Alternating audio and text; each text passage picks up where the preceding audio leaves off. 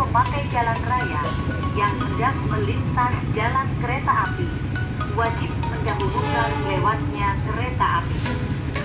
Palang pintu perlintasan bukan alat pengamanan utama dan bukan merupakan rambu lalu lintas, tetapi hanyalah alat bantu untuk mengamankan perjalanan kereta api.